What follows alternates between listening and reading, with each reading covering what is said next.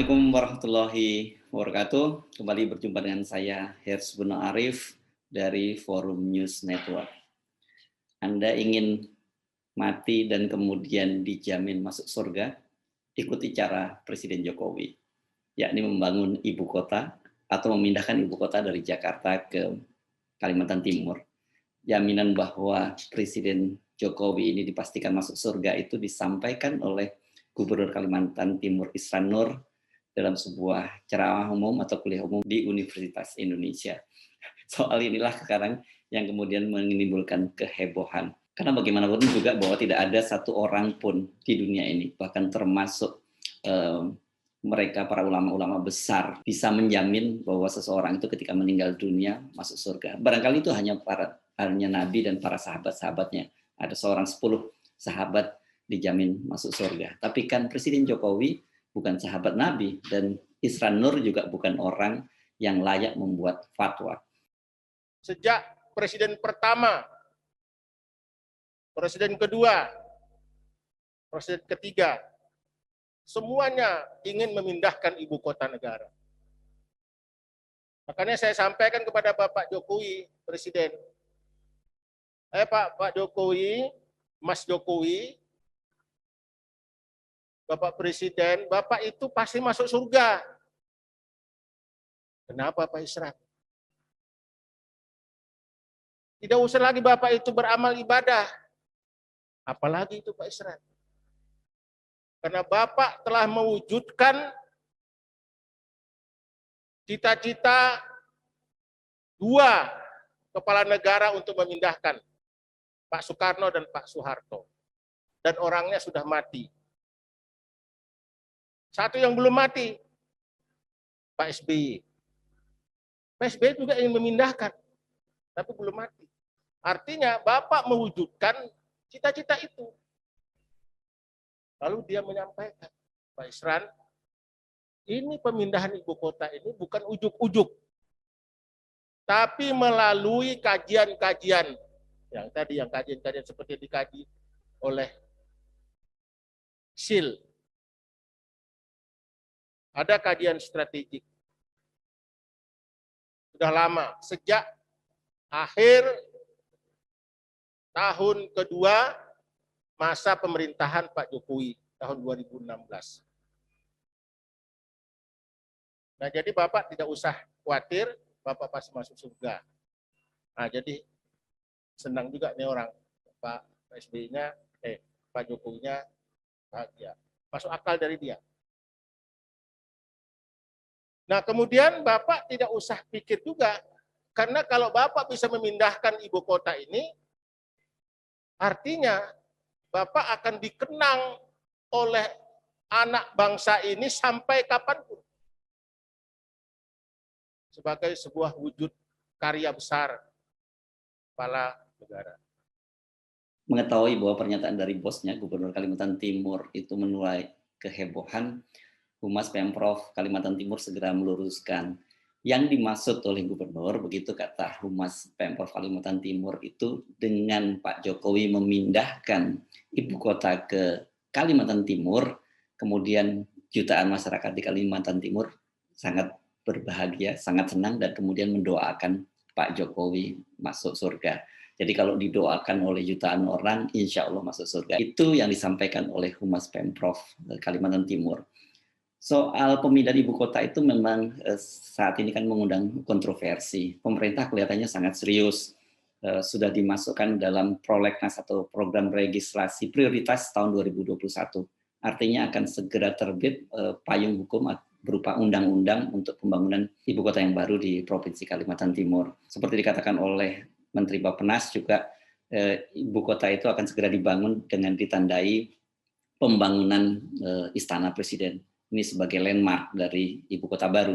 Istananya sendiri sudah dirancang itu oleh berupa lulusan dari ITB, ya di Nyoman Nuarta. Bentuknya berupa Garuda yang sedang terbang.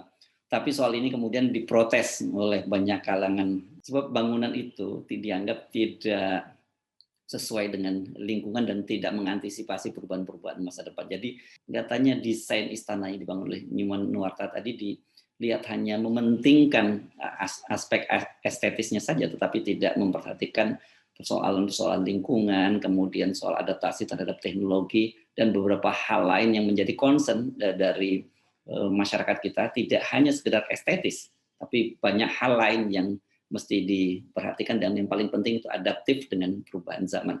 Tapi kemudian kan kita tahu, menurut Presiden bahwa itu belum diputuskan. Presiden minta masukan. Di luar itu pembangunan ibu kota baru ini juga menuai kontroversi. Misalnya seperti dikatakan oleh Profesor Emil Salim yang hadir dalam seminar atau kuliah umum yang disampaikan Isra Nur di Universitas Indonesia. Profesor Emil Salim yang sangat concern terhadap masalah lingkungan, menyoroti pembangunan ibu kota ini dengan sangat keras. Apalagi menurut beliau dalam situasi krisis ekonomi saat ini, di mana Indonesia membutuhkan dana yang sangat besar untuk recovery berbagai program ekonomi, kesehatan, dan pendidikan, mengapa kemudian pemerintah malah memprioritaskan pembangunan ibu kota baru? Apa artinya Indonesia kualitas sumber daya manusianya yang tertinggal? Karena itu prioritas perlu diberikan pada sumber daya manusia. Pendidikan menjadi penting. Tiba-tiba Bapak Ibu sekalian, Indonesia dihantam oleh COVID. Tidak bisa buka sekolah. Sementara angkatan 2020 meledak, usia 15 tahun ke atas, bonus demografi meledak menjadi besar.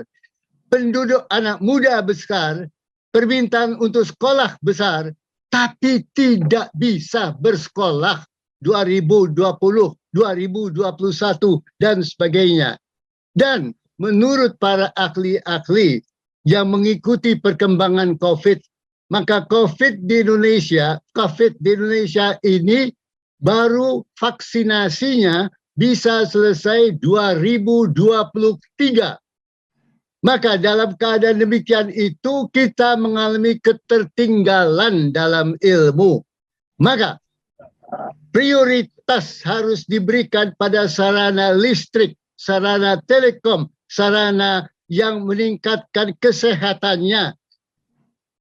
Prioritas harus diberikan pada pemulihan ekonomi. Ekonomi jarak dekat menjadi ekonomi jarak jauh. Itu berarti ekonomi digital. Di dalam ekonomi digital ini, Indonesia berada pada digital industri 2, industri 2, sedangkan dunia industri 4. Kita mesti kejar ketertinggalan itu. Kita perlu dana besar membangun human resource Indonesia yang tertinggal. Kita perlu dana besar untuk memulihkan kesehatan dari Sabang ke Merauke. Indonesia itu luas dari London ke Teheran. Dan ini semua tertimpa oleh COVID. Kesehatan perlu dana. Pendidikan perlu dana. Macam-macam ini perlu dana. Dan dana itu besar, Bapak Gubernur.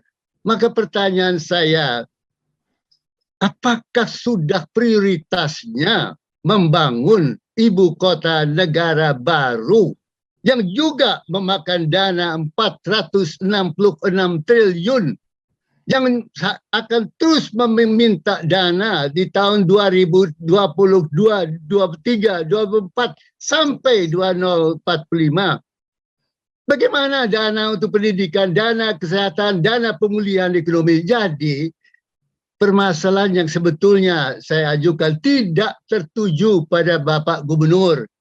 Permasalahan yang saya tujukan adalah pada pemimpin bangsa kita, di Presiden, Kabinet, DPR, seluruh pemimpin bangsa. Indonesia menghadapi krisis kesehatan. Indonesia masih menghadapi krisis ekonomi sekarang ini. Benarkah Presiden Jokowi dan pemerintah serius membangun ibu kota baru? Itu sekarang yang menjadi pertanyaan. Mantan Menteri Pemuda dan Olahraga, juga mantan politisi Demokrat Roy Suryo, melalui Twitternya mempertanyakan soal ini. Menurut dia, ada tanda-tanda yang sangat suram soal pembangunan ibu kota ini. Misalnya kalau alasannya pemindahan ibu kota itu karena banjir dan kemacetan, buktinya ibu kota yang baru itu belum dipakai tapi sudah banjir. Memang beberapa waktu yang lalu kawasan yang akan menjadi lokasi ibu kota baru itu dilanda banjir cukup parah. Ironinya sekarang di Jakarta banjir itu sudah mulai teratasi, dan seperti dikatakan oleh mantan gubernur DKI 2 periode, Bang Yos, kalau toh Jakarta pernah banjir tapi tidak pernah membuat lumpuh kantor-kantor pemerintahan. Istana memang pernah kebanjiran, tapi tidak sampai melumpuhkan kegiatan aktivitas perkantoran atau aktivitas kenegaraan di istana. Jadi sebenarnya tidak cukup beralasan untuk memindahkan kalau alasannya hanya karena banjir dan kemacetan. Di luar itu kan lagi-lagi concern-nya adalah soal biaya yang sangat tinggi, sementara perekonomian kita sekarang sedang sangat memburuk. Roy Suryo juga menyoroti adanya penolakan dari masyarakat setempat. Dia menautkan sebuah berita yang menunjukkan bahwa masyarakat adat setempat itu menolak pembangunan ibu kota baru. Apalagi dikaitkan dengan rumor. Nah, sebenarnya bukan rumor, bahwa ada 4 orang kandidat yang akan menjadi kepala otorita untuk pembangunan ibu kota baru. Salah satu yang disebut-sebut itu namanya mantan gubernur DKI Basuki Cahayapurnama atau Ahok. dan ini ternyata memang bukan rumor, karena nama ini pernah disebutkan oleh Presiden Jokowi. Dia menyatakan mengantongi 4 nama. Itu salah satunya yaitu Basuki Cahayapurnama, kemudian ada Menristek Bambang Sumantri Brojonegoro, dan Bupati Banyuwangi yang dinilai cukup sukses membangun daerahnya, Abdullah Azwar Anas. Banyak yang mendukung penunjukan Ahok karena dianggap bahwa Ahok ini orangnya pernah menjadi pemimpin ibu kota, jadi dia memahami kebutuhan sebuah ibu kota. Di samping itu juga keahlian Ahok adalah membangun ibu kota dengan tidak mengandalkan anggaran dari pemerintah. Ini disebut-sebut sebagai salah satu keahlian dari Ahok ketika dia membangun di Jakarta. Ini jelas menunjukkan indikator bahwa pembangunan ibu kota baru itu tadi nantinya tidak akan terlalu mengandalkan dari APBN, tetapi akan lebih banyak mengandalkan dari anggaran di luar pemerintah, dalam hal ini swasta. Dan soal itu memang kelihatannya cukup serius karena sejumlah tokoh dunia seperti presiden dari SoftBank dengan itu juga sudah diundang Presiden Jokowi, dan dia juga menjadi salah satu penasihat, termasuk mantan Perdana Menteri Inggris Tony Blair. Dan pada waktu Tony Blair berkunjung ke Jakarta, dikabarkan Tony Blair sudah melakukan semacam audisi, dan yang menarik itu nama Ahok disebut-sebut tersingkir. Tapi ini tidak ada berita resmi, hanya media mengutip sejumlah sumber yang menyebutkan ada audisi terhadap para kandidat kepala otorita ibu kota baru. Jadi walaupun kelihatannya pemerintah sangat serius sudah memasukkan rencana pembangunan ibu kota baru dalam Prolegnas 2021, artinya sudah akan ada undang-undangnya, kemudian sudah ada market atau rancang bangun dari ibu kota baru, sudah ada calon kepala otoritanya, dan kemudian menurut Kepala Bappenas Suharto Manoarfa akan segera dilakukan groundbreaking untuk pembangunan Istana Negara sebagai tanda dibangunnya ibu kota baru di Kalimantan. Pembangunannya masih kita masih bertanya-tanya, benarkah Presiden Jokowi akan terus melanjutkan pembangunan atau seperti biasa ini hanya manuver politik yang dilakukan oleh Presiden Jokowi. Sebab dana untuk membangun ibu kota baru itu sangat besar. Seperti disebutkan tadi oleh Profesor Emil Salim, sampai 466 triliun. Dari mana dana yang akan diperoleh? Sementara pemerintah sendiri saat ini sibuk mencari utang untuk mengatasi persoalan ekonomi. Jadi alih-alih membangun ibu kota baru, harusnya pemerintah memang fokus menangani persoalan ekonomi dan juga berperang melawan COVID. Dan ini dananya cukup besar. So saya menyarankan kepada sahabat-sahabat yang di Kalimantan Timur, jangan terlalu euforia dulu. Kita lihat wait and see saja. Apakah betul memang ibu kota baru itu jadi dibangun di Kalimantan Timur? Dan kalau toh jadi, tidak akan selesai sebelum tahun 2024. Padahal kan kita tahu bahwa masa jabatan Presiden Jokowi itu hanya sampai tahun 2024. Itu kecuali kalau ada perpanjangan periode. Tetapi kalau hanya 2 periode saja, dipastikan tidak akan selesai. Sementara banyak sekali tokoh yang menentang rencana pembangunan itu. Jadi sebaiknya memang kita wait and see dulu apakah kemudian presiden berikutnya sepakat dengan gagasan dari Presiden Jokowi untuk memindahkan ibu kota tadi. Persoalannya memang tidak sederhana, karena di luar soal anggaran tadi banyak hal-hal teknis lain yang masih perlu dipertimbangkan untuk pembangunan ibu kota baru. Jaminan masuk surga. Jadi artinya jam masuk surga tanpa beribadah lagi. Ini kalau memang betul-betul diyakini oleh Pak Jokowi ini sangat berbahaya. Mulai hari ini Pak Jokowi berhenti itu sholat 5 waktu dan sebentar lagi Ramadan Pak Jokowi tidak perlu berpuasa karena dijamin masuk surga oleh Pak Isran Nur. Tapi saya tentu perlu mengingatkan, kita semua perlu mengingatkan bahwa Pak Isran Nur itu tidak dalam kapasitas memberi fatwa semacam itu. Dan kita juga perlu ingatkan pada Presiden Jokowi, belajarlah sejarah dari para pendahulu. Ada Bung Karno, ada Pak Harto. Beliau itu adalah tokoh-tokoh yang, mohon maaf, tentu saja legasinya jauh lebih besar dibandingkan Pak Jokowi. Tapi kita bisa belajar dari keduanya. Dua-duanya itu turun dari jabatannya dalam situasi yang sangat tidak menyenangkan, bahkan dikenang buruk oleh sejarah. Bung Karno itu pada tahun 63 itu pernah mendapat penetapan dari MPRS itu menjadi presiden seumur hidup. Tetapi 4 tahun kemudian Presiden Soekarno seperti kita ketahui diturunkan oleh MPRS. Begitu juga dengan Pak Harto. Pak Harto itu karena legasinya, karena keberhasilannya membangun Indonesia selama masa jabatannya 32 tahun, itu pada tahun 83 ditetapkan oleh MPR sebagai Bapak Pembangunan. Tetapi seperti kita ketahui kan akhirnya Pak Harto itu meletakkan jabatannya pada tahun 1998. Jadi ada rentang waktu sekitar 15 tahun. Sementara pada Bung Karno itu lebih tragis, hanya sekitar 4 tahun. Pada tahun 63 ditetapkan sebagai presiden seumur hidup, dan kemudian pada tahun 67 kemudian diturunkan. Sementara Pak Harto pada tahun 83 ditetapkan menjadi Bapak Pembangunan, kemudian pada tahun 98 akhirnya meletakkan jabatannya. Dan ini kan ada tanda-tanda sejarah akan berulang.